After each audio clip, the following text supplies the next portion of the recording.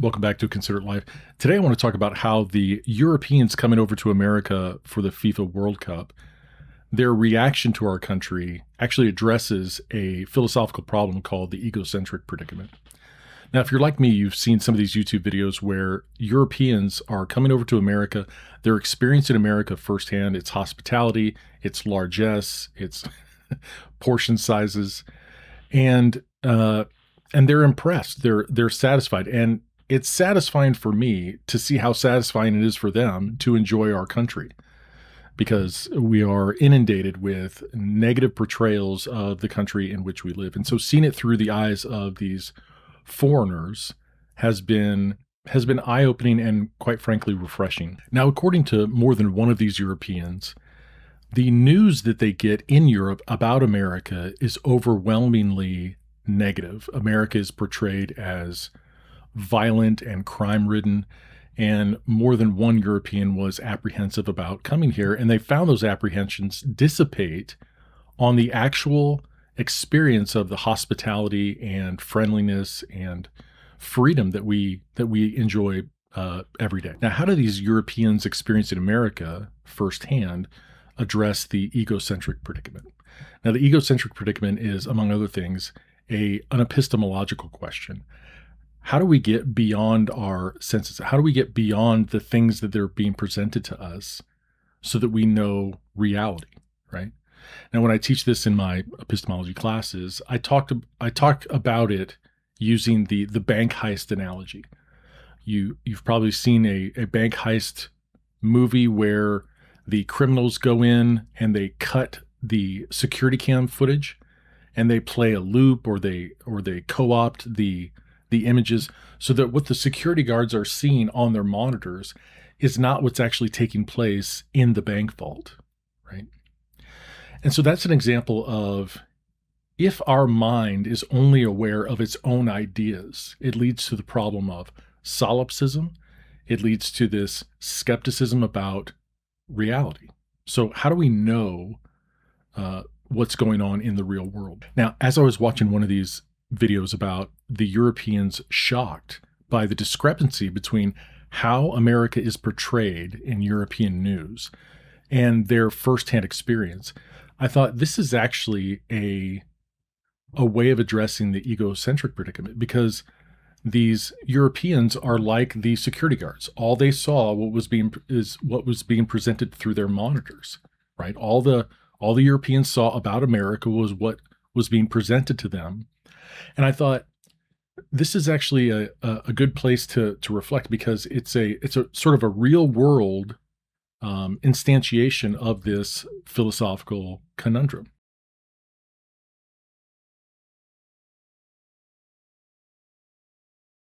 So I wanted to just take from this current event, the Europeans coming to America for the World Cup, and reflect on it to gain some more generic principles of how do we avoid being deceived, or how do we get at the truth of something. And we can probably say 5 things. The first is what the Europeans did just naturally, and that is go and see for yourself. As much as it is possible, source your personal opinions as directly as possible from the reality that you are probing. Probably a good example of this would be science literature. If you have access to the scientific journals, and many of them are open source, then read the journals themselves.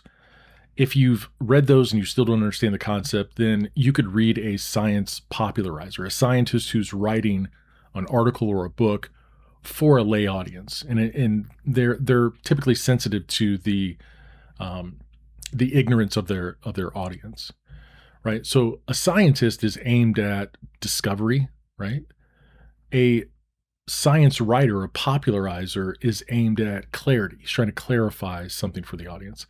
And then probably more downstream from that would be a popular science journalist, right? A scientific journalist is not necessarily aiming at discovery or at clarity, but popularity. So as you're getting further and further away from the scientists writing about their own research, you're getting further and further, you're adding layers of filters, right? And so you're being more and more removed from from the direct evidence itself. So think about it in terms of like produce or food, right? We want our information as raw and nutrient dense as possible. Otherwise, we're getting highly processed information, and just like highly processed food, it loses its value every step along the way, right? Until you get something like a YouTube short or a TikTok video that tells you something about a topic, but not very much at all. The second thing, and these are sort of going to bleed into one another, um, is as somebody is talking about something, look for specific language rather than generic language. So I'll be reading something, and if somebody says Americans believe or scholars say, that tips me off that there's been some processing going on, because real scholarship is in specificity and details. So, for example, I was reading Michael Heiser's The Unseen Realm, and then I was reading a critique of it. And Heiser says something like, we need to get into the worldview of the ancient world as we're reading the biblical text. And then a guy named John Walton was writing critical of that, and he said, there's no such thing as the ancient worldview. He said that even from the second to the first millennia in Babylon, you would have different worldviews or different understandings of the world. Real scholarship is found in specificity. The third thing that I would say is be patient with nuanced explanations. Right? If you really want to know about something, you have to dig into it. And because good scholarship is born out of these specific details rather than these generic statements, if you really want to know about something, you're going to have to dig into it. And chances are the reality of that thing is much more nuanced or multifaceted than you originally thought. So if you really want to know about something, be patient with the kind of nuance that you're going to be faced with, rather than just being satisfied with these clunky, generic, black and white statements about them. The fourth point is this, and I think it just goes into the social media culture that we're in, and that is this: be satisfied with incompleteness. I've watched some of Candace Owens's response to Charlie Kirk's assassination, and at some point, there just isn't enough information. We all like to have these definitive stopping points or definitive conclusions about things that we're interested in. But for the most part, when it comes to some of these conspiracy theories and whatever, I just say, look, if the information is out there, I probably don't have access to it. And so I think in this attention capitalism, where these social media sites are monetizing our attention, they know that there's a propensity for humans to crave completeness. And so they use incompleteness as a way of stringing us along as an audience.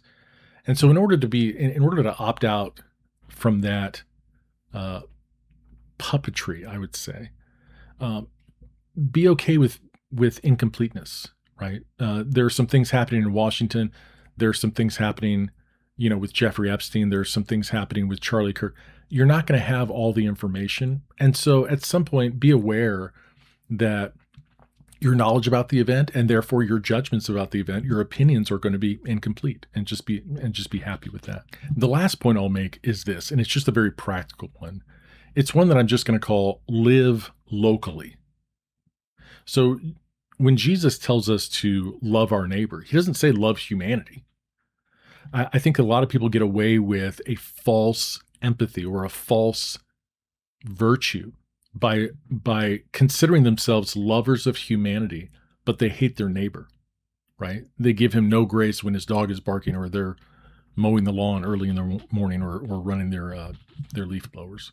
And so I think that's it. This is how the Europeans reacting to America addresses the egocentric predicament. It actually highlights ways that we can get at reality the way it is. So source your information undergirding your opinions as directly as possible. Be aware of this generic versus specific language distinction, because good scholarship is really built on specificity and details.